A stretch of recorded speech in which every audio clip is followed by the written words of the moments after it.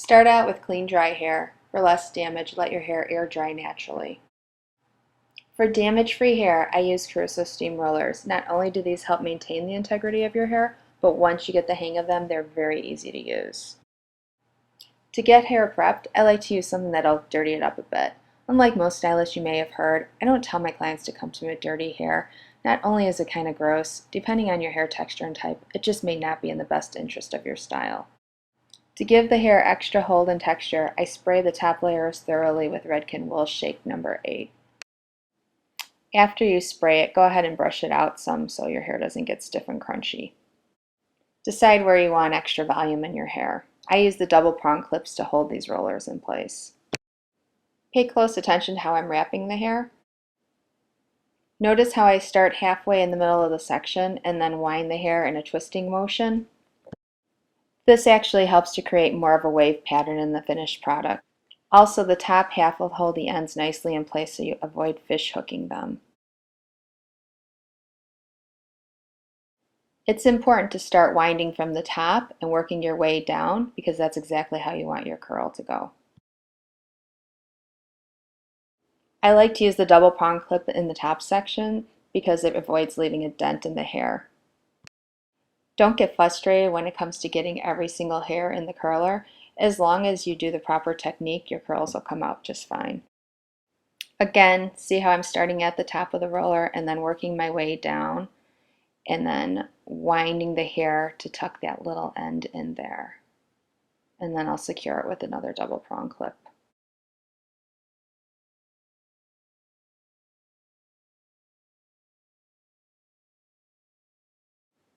These front sections are a little tricky, so don't get frustrated that when you take out the roller that your hair doesn't quite lay perfectly. If you want to, you could always hit it with a curling iron. I didn't need to when I did this, but don't get frustrated if you do. I do wind these two front rollers looser than the others I did.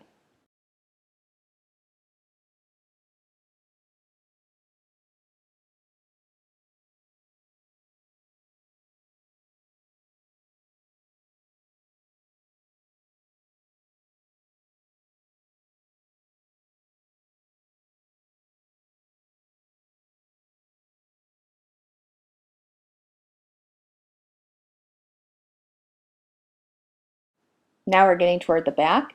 This part's a little bit more difficult, and again, sections don't have to be perfect. As long as you maintain the right technique, your curls are going to look gorgeous.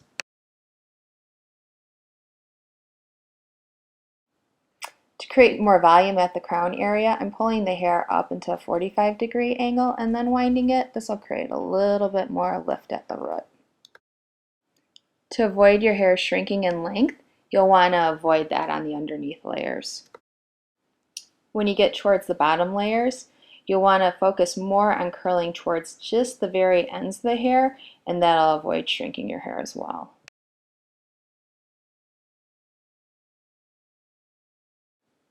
As I get further down the back of my head, it gets a lot harder to use these double prong clips. The side's very similar to the top. I don't want the hair to curl up too much, so I pull it forward before I start to roll the hair and then lightly wind it up. You can see I'm not putting as much tension on the hair as I do with the other ones.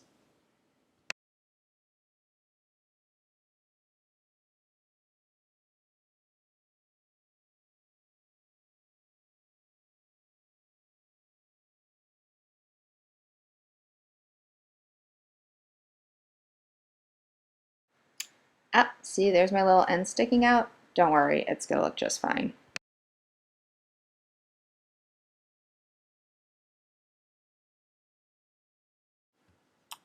For this particular style, I wound all the curls back.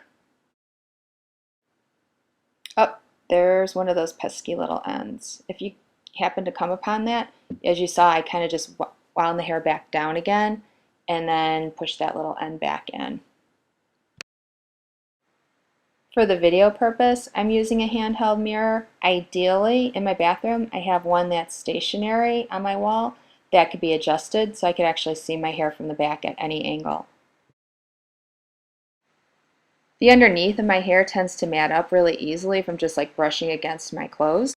so I didn't thoroughly saturate the underneath of my hair with Wool Shake number 8. Instead, I just sprayed the ends with Aquage Thermal Setting Spray. I just want the very last 3 or 4 inches of my hair to have a curl.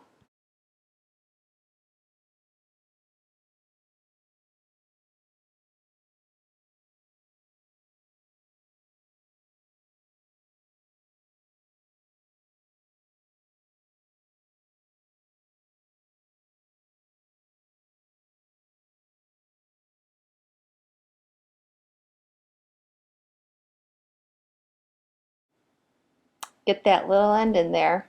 See how I do that? And then tuck it in.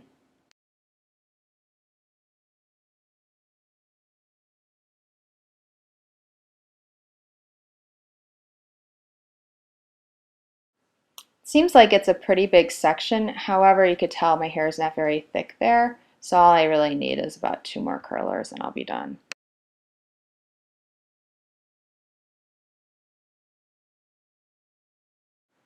Spray just the ends with the Aquage Thermal Setting Spray. And then brush it through for even saturation.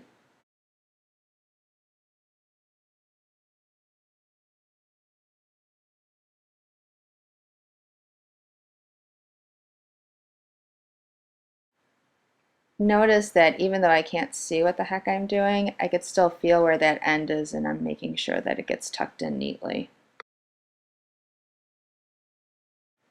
This is the part where I get frustrated and I can't get that double prong clip in. So I run away and go grab the plastic cover for the roller. And here it is. And that's what it looks like. And you could clip it on very easily without looking.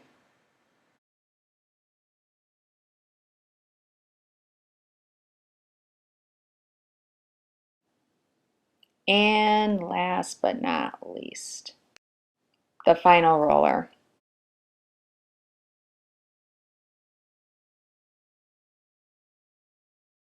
As you can see, the roller set doesn't look perfect and there's little baby fine hairs hanging out everywhere. But what matters is the finished product. Lightly unwind these, starting with the underneath layers. And work your way up the head. As you can see, the curls are starting to lay nicely.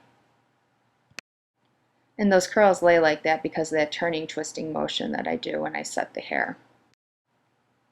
And here's that one with the side that was sticking out. Let's see how it looks. Not bad.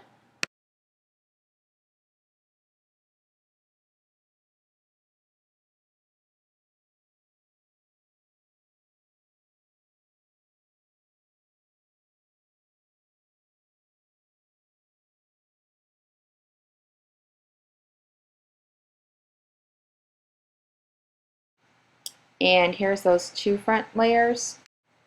I'm not totally crazy about the way they fell, but after I let my hair relax for about 5 minutes, it looked just fine. I didn't end up touching anything up with a curling iron.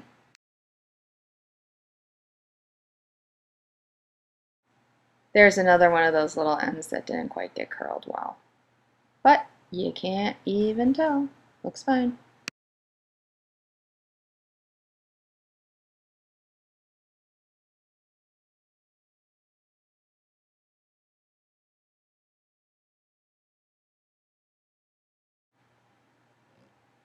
Here's where I'm going to flip my head over and shake it all out. I tend to use my hands a lot for styling. I don't really like to brush out the curls at all. Redken Fashion Work 12 is one of my favorite working sprays. It has barely any hold, but it really controls the flyaways nicely. And it smells really good too.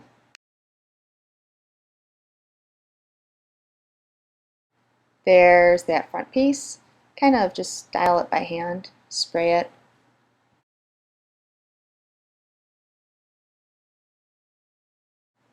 Overall, I'm really happy with the way it turned out. It's light, it's loose, it's movable, it's not plastered into place.